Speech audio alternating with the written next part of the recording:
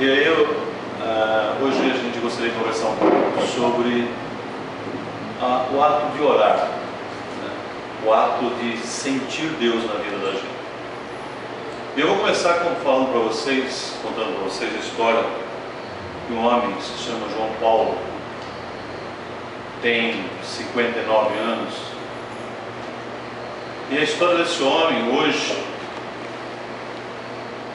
reflete tudo que ele passou na vida dele. O João Paulo, aos 59 anos, foi resgatado da Cracolândia. Vivia ali. Se você olhar o João Paulo, ele aparenta ter uns 90 anos. E depois que ele foi trazido e foi conversaram com ele para saber, né, quando ele começou o tratamento, como ele tinha chegado naquele estágio. E o que ele contou reflete a vida de muita gente. João Paulo tinha uma família, tinha uma esposa, 2 filhos, tinha um emprego,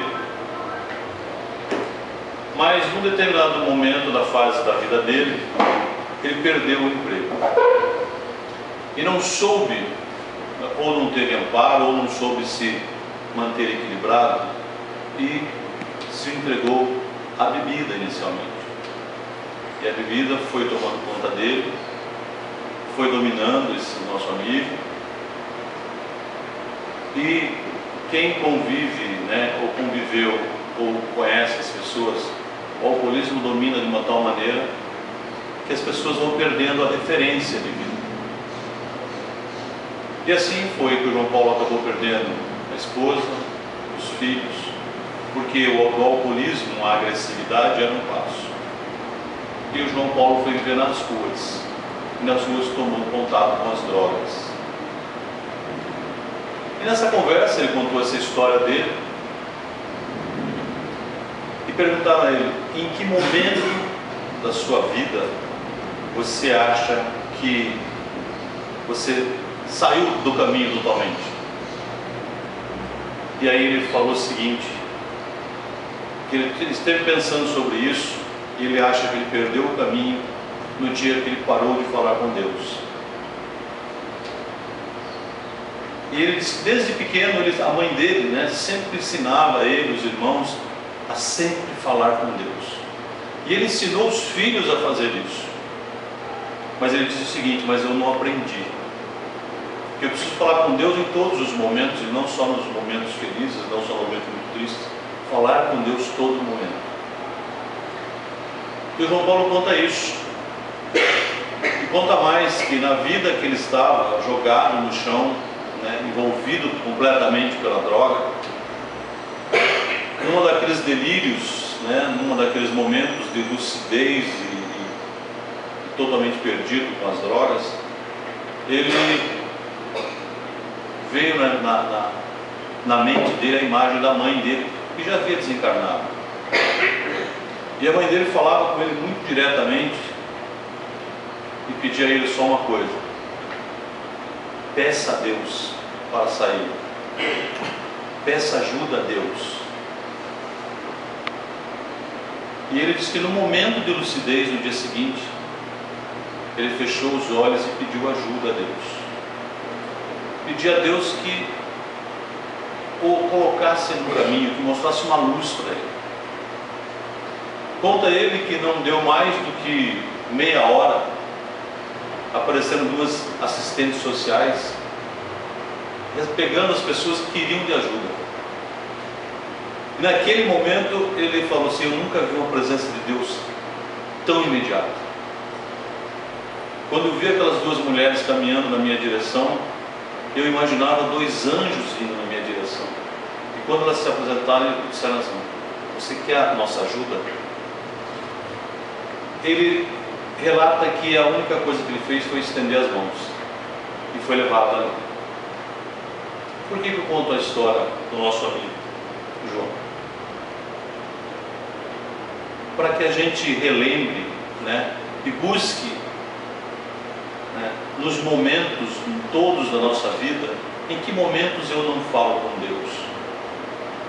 E o Mestre, no Evangelho, sempre nos passa isso, né? Tem a passagem do Evangelho, pediu que tereis, né? E Jesus tinha por hábito orar muito, né? Tem diversas passagens dele com Pedro, Tiago, que eles foram até o monte orar, né? Jesus orava, se retirava às vezes do meio dos apóstolos, ficava em oração. E de tanto observar o Mestre, né, antes de qualquer coisa, orando, é que os discípulos chegaram a ele e pediram, né? Mestre, ensina-nos a orar. Porque todos conheciam a maneira que oravam naquela época, que era o quê? Grande ostentação, né? Falar alto, aparentar para todos, né? E Jesus diz exatamente isso: eu vou ensinar vocês a orar, mas quando orarem não sejam como os hipócritas que ficam em pé nos templos, nas ruas, né, bradando a sua fé, porque esses já receberam a recompensa, que é o reconhecimento das pessoas, porque é isso que eles querem, que as pessoas olhem e vejam assim: olha como aquela pessoa, né, é tão dedicado, né, ora tanto a Deus. E Jesus diz exatamente isso. E aí algumas pessoas, né, eu já ouvi algumas pessoas perguntarem assim: mas se vocês dizem tanto que Deus sabe tudo o que eu preciso, por que é que eu preciso orar? Por que é que eu preciso pedir a Deus alguma coisa? Eu sempre digo o seguinte: Deus sabe tudo o que a gente precisa, mas será que eu sei o que eu preciso? Realmente para crescer, para evoluir espiritualmente, para me tornar um filho de Deus exatamente na concepção da palavra? Ele sabe, mas eu sei o que eu preciso. Às vezes eu acho que eu preciso de um carro novo, de uma casa maior, né? Eu preciso, até na nosso nível de evolução e no mundo onde a gente está, que a materialidade é muito forte, nos atrai muito, fica essa questão. Mas é por aí que a gente tem que começar, né? Mas e como é que eu tenho que orar a Deus? Como é que eu tenho que falar com Deus? Primeiro que a gente tem que tirar esse negócio de querer falar com Deus, né? Que pressupõe que tem uma pessoa me ouvindo, né? E a oração não pressupõe isso. Tem uma passagem da Madre Teresa de Calcutá que eu acho muito, muito interessante. Certa vez perguntaram à Madre Teresa, que a Madre Teresa de Calcutá orava bastante, né? Naquelas obras que ela tinha, ela sempre estava em oração. Perguntavam a ela: Madre, quando você está em oração, o que você fala para Deus? E ela falou assim: eu não falo nada, eu só escuto. E é lógico que a pessoa, né, que quer provocar, perguntou a ela então: e o que Deus fala para você? Ela disse: ele também não fala nada, ele só escuta. O que ela quis dizer com isso? Que a oração pressupõe intimidade, é sentimento. Jesus, numa das passagens do Evangelho, diz que Deus nos conhece no nosso mais secreto. Então a oração pressupõe sentimento, né? Não é o falar. O que é que está aqui dentro de você? E é essa interação sua de sentimentos com o Criador é que se constitui na oração, na essência do que seja uma oração. E aí a gente tem que se pegar nisso, né? Como será que eu faço as minhas orações?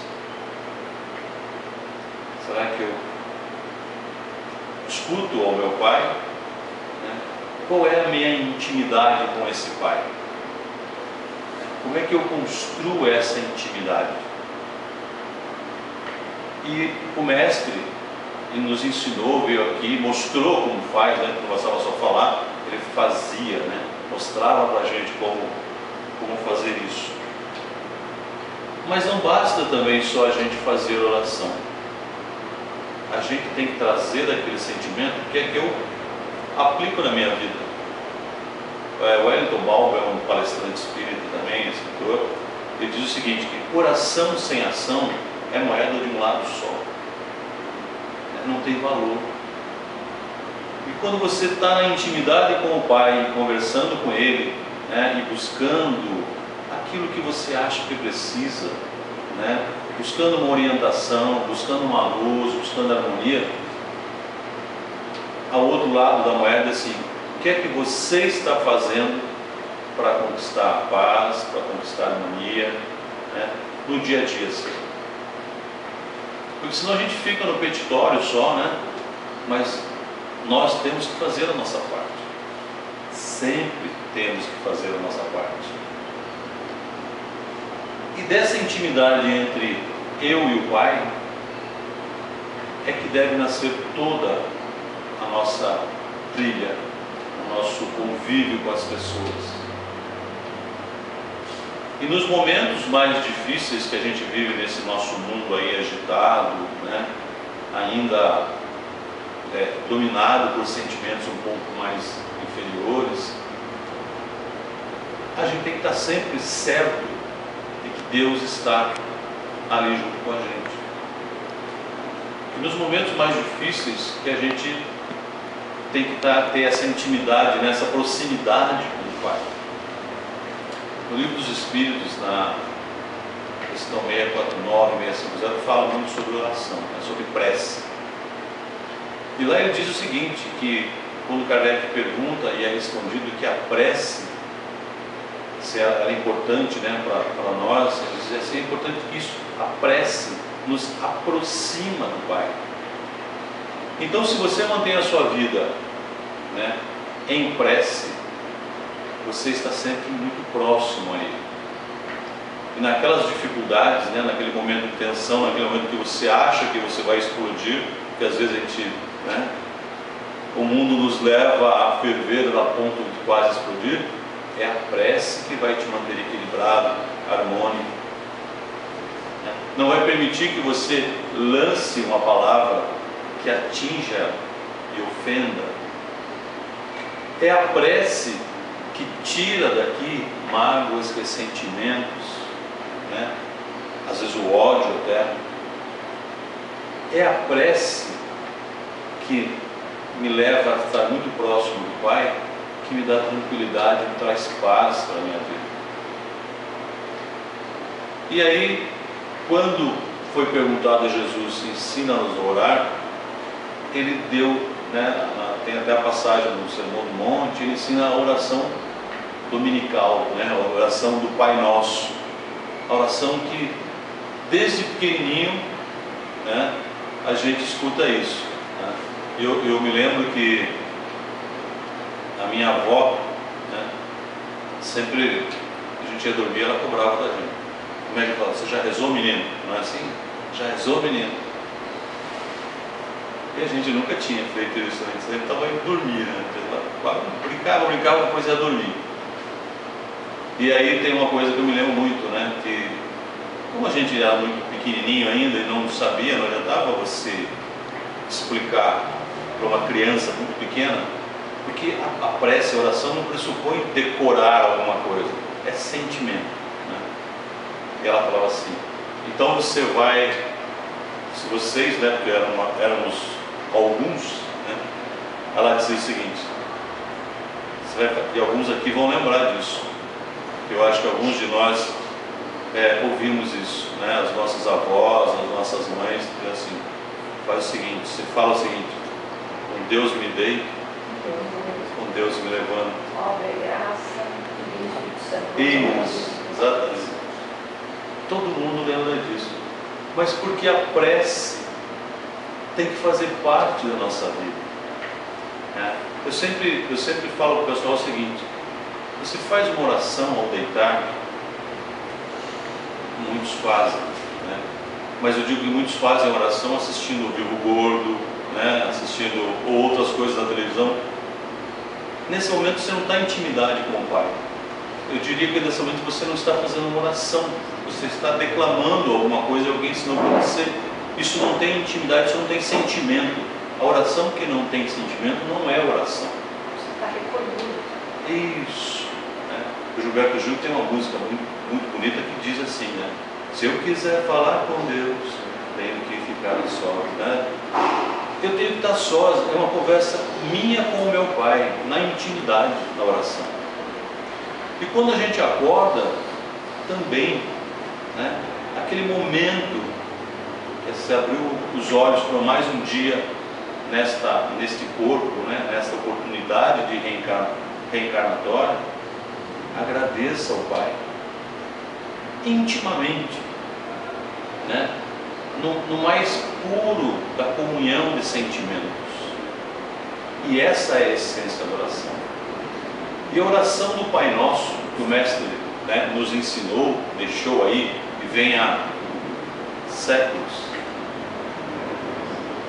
nós aprendemos a decorar a oração do Pai Nosso, né?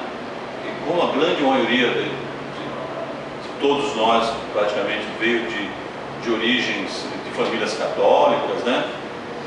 Você ia no catecismo, você tinha que decorar, era tomada a lição, né, de você.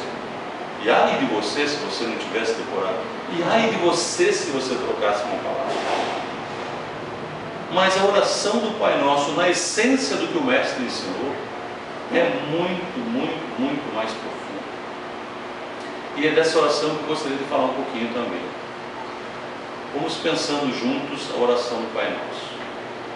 Quando eu estiver, eu e o Pai, em intimidade de sentimentos, eu ouvindo ao Pai e Ele me ouvindo, trocando vibrações e sentimentos, eu digo: Pai Nosso.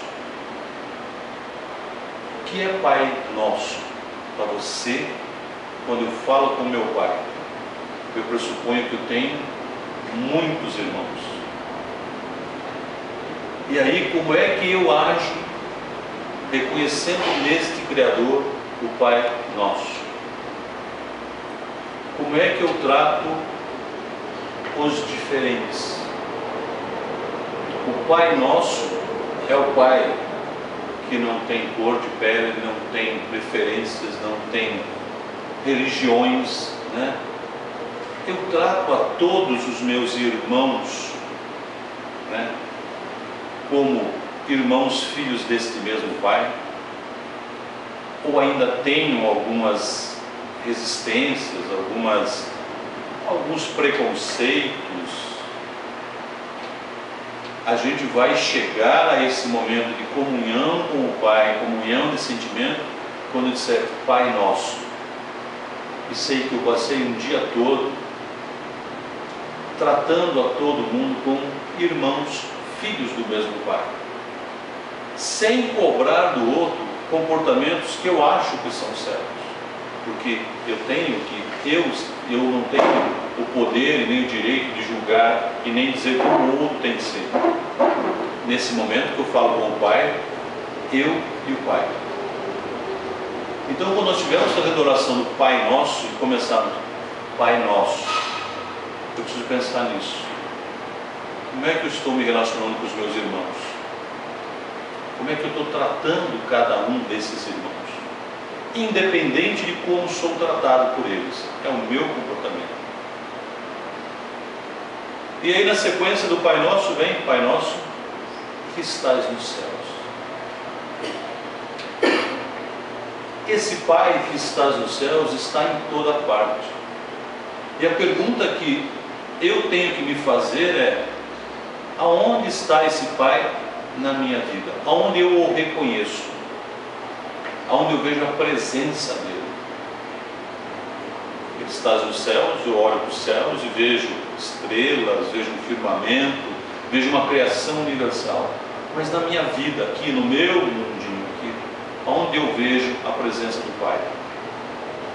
Vejo na bênção das pessoas que convivem comigo na minha família, né? Vejo nas boas coisas que eu já trouxe para a minha vida, já conquistei. Aonde está o Pai na sua vida, na minha vida, quando eu falo que estás nos céus? E aí eu continuo, né? Santificado seja o teu nome. Tá, mas quando eu coloco santificado seja o teu nome, não implica que eu estou me colocando numa posição de submissão ao Pai. mas sim o que é que eu faço, como são os meus atos, as minhas palavras, que me leva a ser reconhecido como filho desse Pai tão amoroso e que aí sim santifica o Criador. São os meus atos, os meus pensamentos, as minhas palavras. Então o Pai Nosso começa: o Pai Nosso que estás no céu, santificado seja o vosso nome.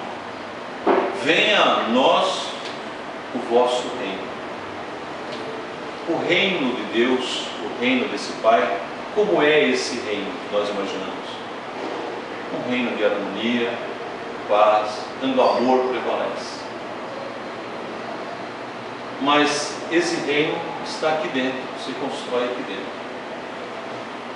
Alguns dias atrás eu estava falando sobre provas e expiações e a mudança do nosso mundo para um mundo de regeneração. E a gente estava conversando, sobre provas, sobre expiações, e que o mundo já está passando para esse momento de regeneração. E eu penso que quando eu digo venha a nós o vosso reino, eu tenho que pensar aqui comigo: o meu mundo aqui dentro ainda é de provas e expiações, ou eu estou conseguindo mudar este mundo para um mundo de regeneração?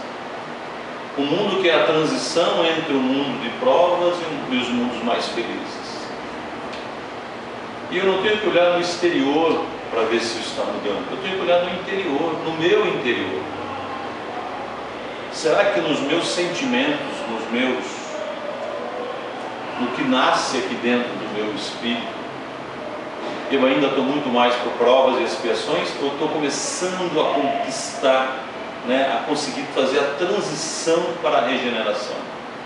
Porque no mundo de provas e expiações, o mal ainda se sobrepõe, ele se faz mais presente. Mas eu consigo enxergar o mal lá fora. E aqui dentro, como é que está? Como é que eu estou mudando para um mundo de regeneração? Então, quando eu faço a oração do Pai Nosso e peço venha a nós o vosso reino, eu tenho que falar assim: eu estou construindo realmente o reino de Deus aqui dentro, porque é por aqui que eu começo a mudar o mundo aí fora. Não adianta eu querer mudar o mundo aí fora, como muitas pessoas querem mudar o mundo e não mudam no seu íntimo, no mundo do seu espírito, a sua maneira de agir. E aí, continuando na oração do Pai Nosso, nós temos na sequência: reconhecemos que o Pai é o Pai de todos nós, sem discriminação, sem preconceitos, sem reservas de amor para qualquer um. É um Pai que nos ama por inteiro, apesar de todas as coisas que nós fazemos. Não deixe de nos amar. Não é um amor que tem medida, não é um amor que nós praticamos, que é um amor assim: eu amo até o mesmo tanto que você me ama. Não. Pai nosso que estás no céu, santificado seja o vosso nome. Venha a nós o vosso reino. Seja feita a vossa vontade, assim na terra como nos céus. E a vontade do Pai é feita e é aceita. Será que nós conseguimos aceitar a vontade do Pai, entender a vontade do Pai?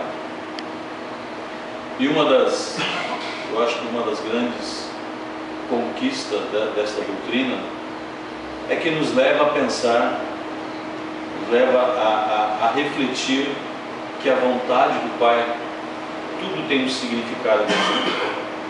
Por mais difícil que seja no momento de a gente compreender isso, no momento de perda, no momento de sofrimento, a gente sabe que estamos, é a vontade do Pai sendo feita para que a gente evolua, para que a gente cresça. Muito do que a gente colhe é o que a gente semeou, porque a vontade do Pai é essa. Qual é a vontade do Pai? Você tem um livre-arbítrio, você faz aquilo que você quiser. Você semeia, você colhe. Seja feita a vossa vontade, assim na terra como no céu. Se a gente pensar que um pouquinho antes aqui a gente procurou ver assim, aonde está Deus na minha vida, lembra? né? Pai nosso que estás nos céus, esse céu é o mesmo, né? Não é um outro céu agora, né? Não é feita a vontade dele aqui, como é feito no paraíso. É o mesmo céu, aonde você vê Deus na sua vida. Se você vê Deus na sua vida em diversos lugares, você sabe que a vontade dele está sendo feita. E sempre para o nosso bem. E sempre para que a gente busque ser felizes. Porque tem uma passagem no Evangelho que o pessoal que se lê muito fala assim, que Jesus disse que a felicidade não é deste mundo, né? E aí tem gente que acha que tem que passar esta vida inteira sofrendo. Depende. O que é felicidade para você? Né? Eu vejo, né? Eu contei agora a história desse nosso amigo, do João lá. Neste momento em que ele foi resgatado e que ele reconhece que ele é abraçado por Deus, ele está na plenitude da felicidade. Sendo a vontade do Pai na nossa vida, sabendo não nos revoltar quando a vontade do Pai não é a nossa, né? Tem muita gente que pensa assim, seja feita a vossa vontade, desde que seja igual a minha, né? Vontade como eu gosto. Isso, perfeito. Seja feita a sua vontade do jeito que eu gosto, né? E não é essa a essência dessa passagem. A essência dessa passagem é nós reconhecermos a vontade do Pai, nos resignarmos com a vontade do Pai e procurarmos sair melhor quando a vontade do Pai é feita. E aí é importante a gente entender o seguinte: quando a gente se resigna, quando a gente compreende e quando a gente tira o aprendizado para a nossa vida, a gente volta lá naquele pedacinho do Pai Nosso que diz: santificado seja o vosso nome. E aí eu reconheço nele exatamente isso. E aí eu vou contar para vocês uma pequena história. Ezequiel era um escravo, né? Viveu no Brasil na época da escravatura. E Ezequiel apanhava muito, como todos, sofria muito. Mas Ezequiel tinha uma coisa que ele dizia o seguinte, para tudo. Ele dizia: louvado seja Deus. Se Ezequiel ganhava um pedaço de comida, mesmo que fosse estragada, louvado seja Deus. Ezequiel apanhava e conseguia sair vivo do tronco, louvado seja Deus. E isso era uma coisa tão natural desse nosso amigo Ezequiel, que as coisas foram acontecendo, né? E ele foi envelhecendo, mas o fazendeiro, o dono lá, o que tanto judiava deles, também foi, né? Foi perdendo as posses, né? Foi ficando sem nada, adoeceu e desencarnou. E Ezequiel ficou largado no mundo. E Ezequiel foi para o mundo andar. E toda vez que ele encontrava alguém, que alguém dava comida para ele lá, louvado seja Deus. Ezequiel desencarnou.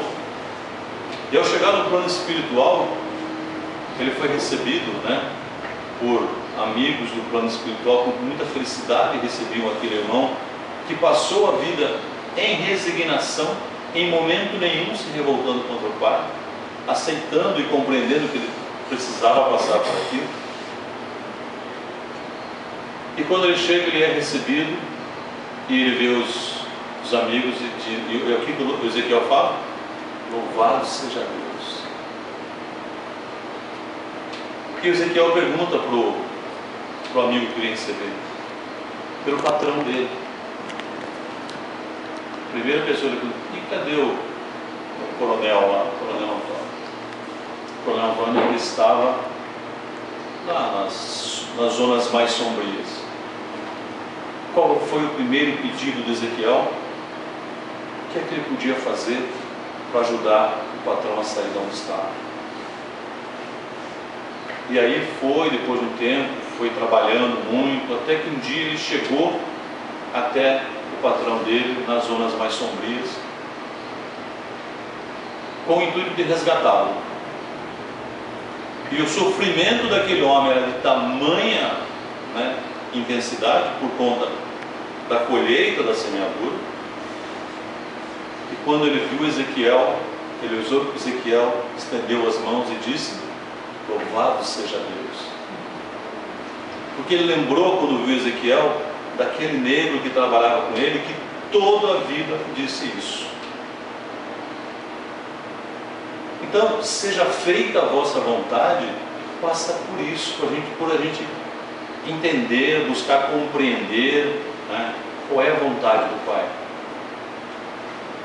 Seja feita a vossa vontade, assim na terra como nos céus. O pão nosso de cada dia dá-nos hoje.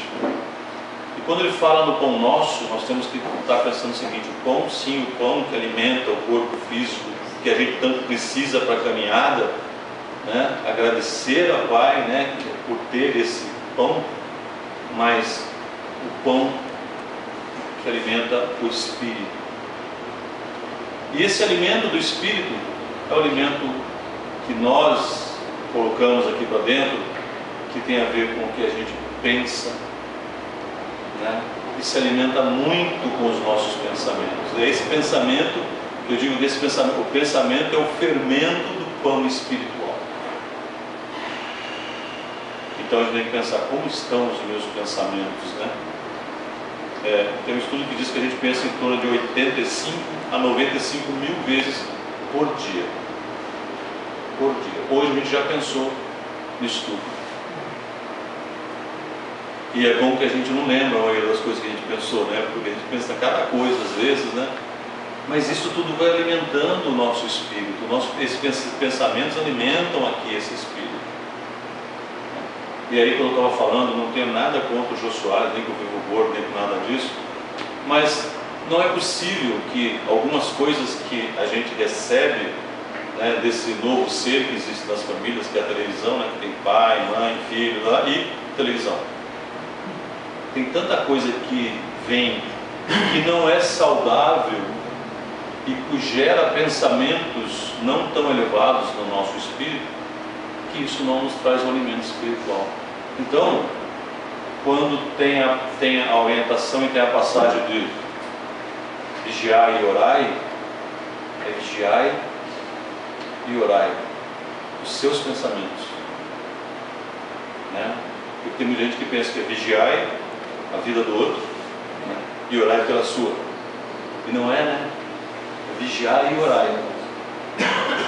Vigia o que está no seu pensamento, o que começa a surgir no seu pensamento que não é bom, e nesse momento busca a proximidade do Pai para que esse pensamento se afaste, porque nem sempre somos só nós, né? Estamos sendo alimentados, dependendo da nossa vibração, com pensamentos não tão elevados desses nossos irmãos que também estão nesse nosso mundo aí. Perdoa as nossas dívidas, assim como nós perdoamos aos nossos devedores. Assim como a frase do seja feita a vossa vontade, assim na terra como nos céus, essa outra pedaço que diz perdoa as nossas dívidas, assim como nós perdoamos os nossos devedores, é uma daquelas que a gente ainda está, né? Está difícil, né? Eu vi aqui, quando eu cheguei aqui, vocês estavam falando da reforma aí, né? Como é difícil a reforma, né? E a reforma íntima, né? Então, que a gente não acaba nunca, né? Se essa está demorando, a nossa está indo mais longe. Perdoa as nossas dívidas. Eu falei agora há pouco que a oração nos ajuda a tirar ressentimentos, a tirar, né, mágoas, a afastar até um sentimento mais forte do ódio. E quando a gente deixa alimentar ressentimentos ou mágoas em relação às pessoas, meus irmãos, é mais ou menos o seguinte: você está tomando um veneno querendo que o outro morra. Quando você alimenta a mágoa, você alimenta ressentimento, é exatamente isso. Você está tomando um veneno desejando que o outro morra. Quem vai morrer primeiro? A quem vai fazer mal primeiro? A você. Então, esse perdoa as nossas dívidas. Assim, alguém tem alguma dúvida que o Pai perdoa as nossas dívidas? Às vezes ele nem perdoa, ele nos dá a chance de resgatarmos essas dívidas nas diversas encarnações. Se estamos neste momento, neste mundo de expiação e prova, nós estamos expiando, e expiar é resgatar dívidas. Agora, como é que eu ajo em relação ao meu próximo, ao meu irmão? Como é que eu estou agindo na questão do perdão, do ressentimento? E a gente sabe que é, sem dúvida, um dos passos mais difíceis ainda. Mas se eu não fizer o meu esforço próprio, não vai adiantar. Se eu não conseguir mudar, começar a mudar a minha forma de pensar em relação a esse próximo, a essa pessoa que em algum momento a gente se desentendeu, né? E aí nós temos dívidas, né, muito fortes, né, diferenças, ofensas, sentimentos com as pessoas que convivem com a gente, que estão no nosso núcleo familiar. E a gente cria, né, às vezes, ressentimentos, mágoas. E é por aí que a gente tem que começar. Porque algumas pessoas dizem que as pessoas os espíritos que estão numa família, muitas vezes são espíritos inimigos que vieram conviver. Eu digo que não são. Nós somos todos espíritos imperfeitos. E é por isso que a gente tem essas diferenças. E o mais importante, por que a gente discute muito com as pessoas que moram com a gente? Porque quem convive com a gente na família nos conhece como nós somos e não como nós aparentamos ser socialmente. E aí está a grande dificuldade. Aquilo que a gente é, às vezes é muito difícil do outro, né? Porque socialmente a gente constrói uma imagem, uma aparência, né? As convenções sociais nos obrigam às vezes até, né, a engolir alguns sapos, né? A convivência às vezes até meio forçada. Na família nós somos o que somos realmente, espíritos na essência de espíritos imperfeitos. E nós nos conhecemos, né? Talvez não só desta encarnação, mas de outras. E é por isso que a gente está ali para resgates, para passar por provas mesmo, né? Para provas, para evoluir espiritualmente. E o Pai nos dá essa oportunidade. E a primeira coisa que faço, vamos começar a tirar esses ressentimentos um pouco aqui de dentro. Comece pelo pensamento, né? Comece a incluir essa pessoa nas suas orações, quando tiver você e o Pai na intimidade. E pode ter certeza que o plano espiritual todo vai te ajudar. Então estamos lá no Pai Nosso, né? Chegamos com o nosso de cada dia, nos dai hoje. Perdoa as nossas dívidas, assim como nós perdoamos os nossos devedores. E não nos deixa cair em tentação, mas livra-nos de todo mal. Quando a gente pede, né, não nos deixa cair em tentação, é que aquela frase do Paulo funciona muito. A oração sem ação é moeda de uma face só. O Pai não deixa que a gente caia em tentação. Nós é que vamos procurar e entramos de corpo inteiro, né? Porque aquela história de que a carne é fraca não existe. É o espírito que é fraco, exatamente. A carne está aqui para nos conduzir nessa encarnação, mas é o espírito que comanda as ações todas. Então, quando eu estou conversando com o Pai, digo para que Ele me livre das tentações, Ele te livra assim. Ele te dá toda a maneira de viver bem, sem que você precise passar por aqui. 5 minutos que a gente caia numa tentação dessa que a gente se permitiu, às vezes pode levar séculos para que a gente resgate aquilo, para que a gente conserte aquilo. E aí na história do Espiritismo, né, a própria história do Emmanuel traz isso, né, desde lá do primeiro relacionamento dele com a mulher, tudo que ele fez, Ele levou séculos para vir encontrar novamente com ela. Então a gente tem que pensar, o Pai, Ele nos permite, nos deu o livre-arbítrio. Nós é que temos que nos dirigir, nos guiar de maneira harmoniosa, né? Buscando elevar pensamentos. Estamos num mundo em que a sexualidade, a materialidade é muito forte, a atração é muito forte, mas a decisão ainda é sua, exclusiva, individual. Ah, mas foi não sei quem que me convidou. Tudo bem, você tinha duas opções, né? Sim e não, né? Você que decide para tudo na vida, sim ou não. Então essa última parte, mais do que nunca, é a nossa ação, é a nossa responsabilidade perante ao Pai. E quando eu digo assim seja, eu estou dizendo, Pai, assim, né? Vamos, me ajuda, eu quero melhorar, eu quero evoluir espiritualmente.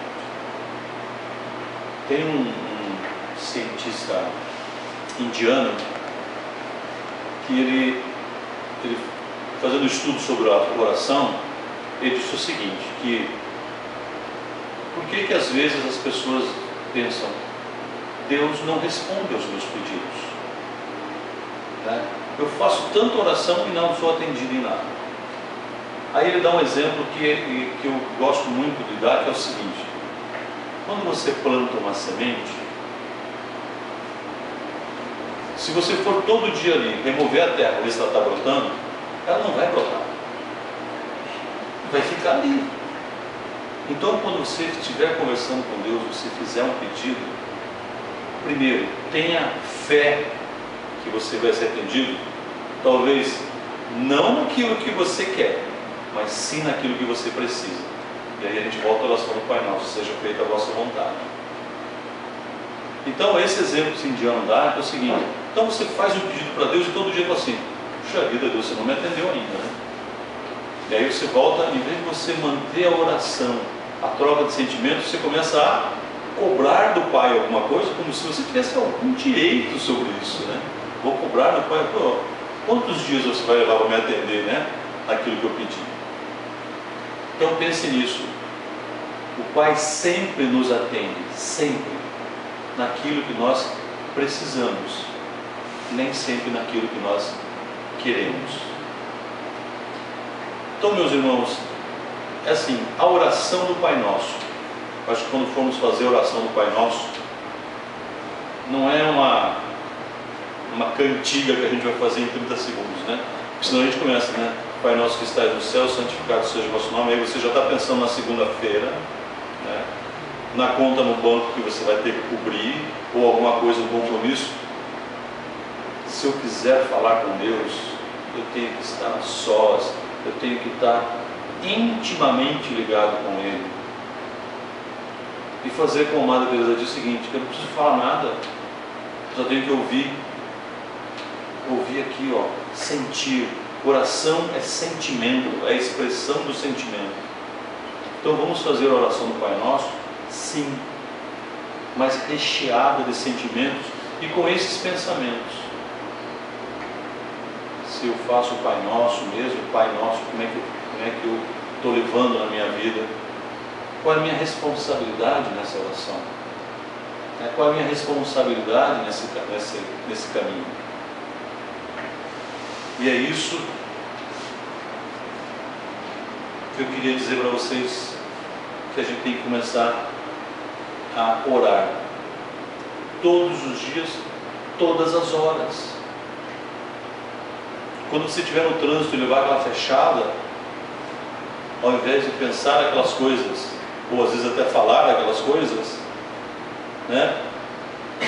E isso, meus irmãos, é uma questão de você começar a se policiar, a se vigiar. Aí é que está o vigiai e orai. Que nesse momento você se liga a Deus, que você vai a se harmonizar, e você passou aquele momento, né? E por diversos momentos isso vai acontecer em nossas vidas. Não importa que você saiba de cor dezenas de orações. Eu posso dizer para vocês com muita tranquilidade, tem uma oração que eu acho linda e maravilhosa, que é a prece de Cáritas. Olha, e aí eu cismei que eu tinha que decorar a prece de Cáritas. Não, é isso mesmo. Eu queria lembrar da prece de Cáritas, né? E nem sempre você tem ela na mão, né? Aí eu gravei, coloquei no meu iPodzinho, eu vinha no metrô, e eu vim prece de Cáritas. Mas você sabe o que aconteceu? Eu acabei realmente aprendendo a prece de Cáritas. Mas você sabe qual é mais importante disso? É que eu vinha e voltava no metrô numa paz, porque eu me concentrava tanto em ouvir aquelas palavras que eu me ligava a Deus. E eu não ficava tão tenso, tão nervoso, com o metrô tão cheio, né?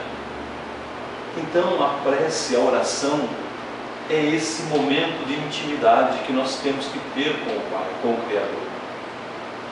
E é esse momento que a gente tem, né? Quando, por exemplo, a gente vai tomar o passe e os nossos amigos falam assim: pense em Jesus. Traz Jesus aqui para dentro, se aproxima dele, né? Para que você receba toda a intensidade daquilo que está sendo doado de novo para você. Desejo que nesse ano realmente a gente possa ter muitos momentos de oração e paz e harmonia para todos. Que assim seja, graças a Deus. Alguém quer perguntar?